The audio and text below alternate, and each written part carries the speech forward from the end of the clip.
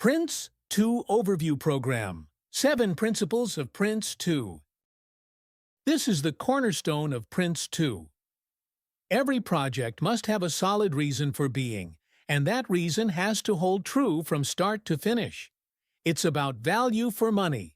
If the why changes or disappears, you have to question the what. This saves organizations from throwing good money after bad. If you skip this, projects can become zombie projects. They keep going, but have no real purpose. You'll waste money, time, and resources on something that no longer makes sense for the business. This principle is your constant reality check.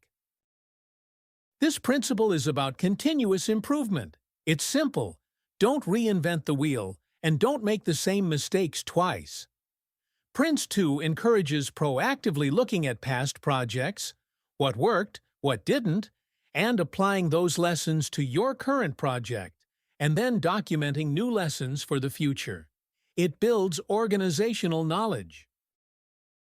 If you ignore this, you're doomed to repeat history. You'll face the same problems again and again, wasting time and effort.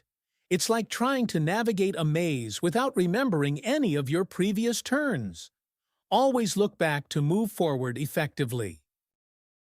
This principle is about clarity in accountability. In PRINCE2, everyone knows their part. It's like a well-oiled machine where each gear has a specific function. This avoids confusion, prevents gaps in responsibilities, and makes decision-making efficient. No more, "That's not my job," or "I thought someone else was doing that." Skipping this leads to chaos. Think of a football team where no one knows if they're a striker or a defender. Balls get missed, goals don't happen. In projects, this means missed deadlines, poor quality, and a lot of finger-pointing. This principle is about breaking down complexity. You don't plan a whole marathon at once. You plan for each segment. PRINCE2 projects are managed in stages. At the end of each stage, you pause, review what you've done, update your plans, and senior management decides if you're good to go for the next stage. It gives you control, flexibility, and reduces risk.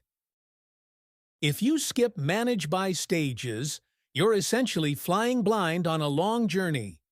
You won't have those critical checkpoints to assess progress, budget, or changing needs. This inevitably leads to surprises, cost overruns, and projects veering off course without anyone noticing until it's too late. The project board sets a budget tolerance of plus or minus 5% for the project manager for a particular stage. If the project manager forecasts that the stage budget will exceed 5% overspend, they must escalate this exception to the project board for a decision, e.g., approve more budget, reduce scope, or stop the project. If the overspend is within 5%, the project manager manages it without escalation. Without manage by exception, you either have micromanagement, where everyone is constantly asking for approval, or no management, where problems fester until they're massive. It's about finding that sweet spot of control without being overly burdensome. It empowers project managers while ensuring senior oversight when truly needed. This is a very practical principle.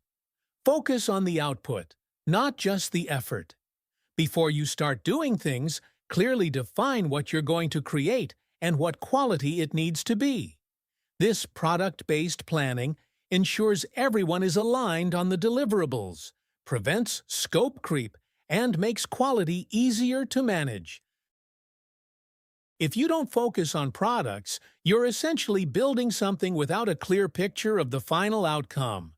You might end up with something that doesn't meet needs, or you might never finish because you're constantly changing direction.